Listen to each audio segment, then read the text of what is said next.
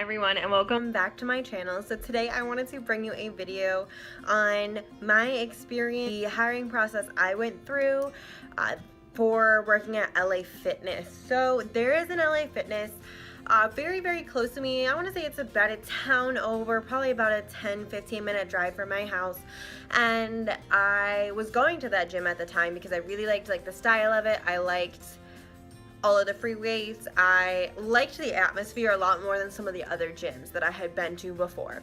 So I was like, hey, I don't really want to spend $50 every month paying for this because I had multi-club access and guest privileges. I decided I wanted to get a job there because I saw that they were hiring and I really wanted to leave the job I was at the time. And so I applied on Indeed because that's where I first saw it for sales. I went in for my interview. Was about 15 minutes early.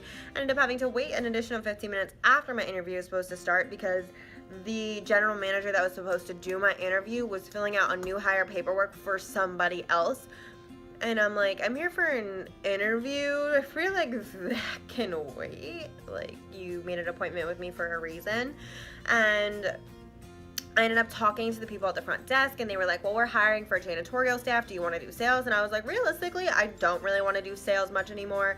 And so they basically told them that they were going to tell the general manager that I had left and I was coming back for an interview with the operations manager to do either janitorial or front desk.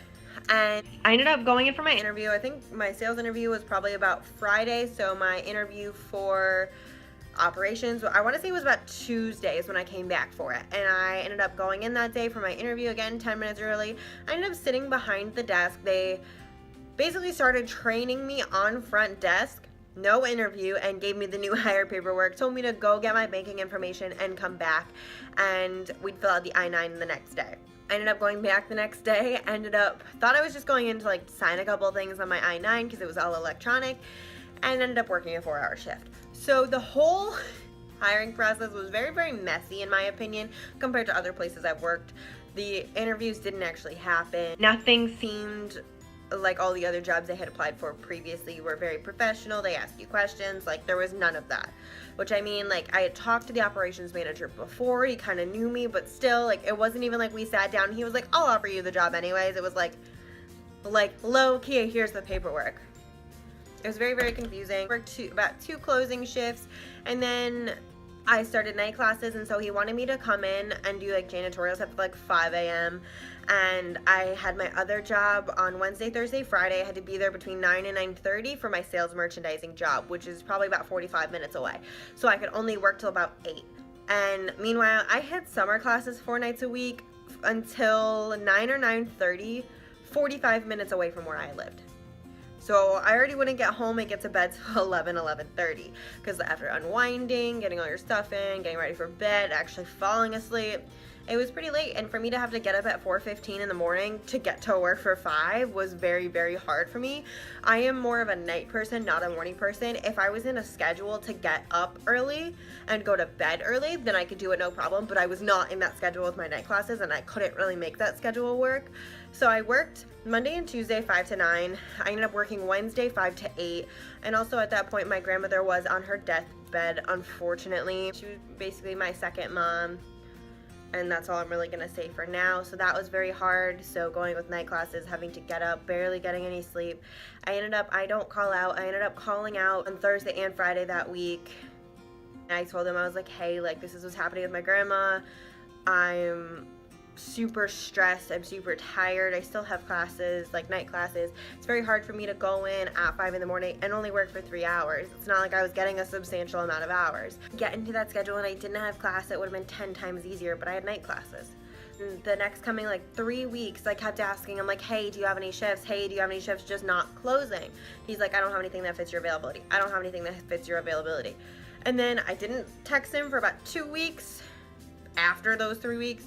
And then I get a text and he knows I work at GNC. I've brought samples in there from the store before to get people to come back into our stores. And he was like, hey, I was like, hi, thinking he was gonna give me hours. And he was just like, some of the staff wants to know if you can hook them up with a discount. And I was like,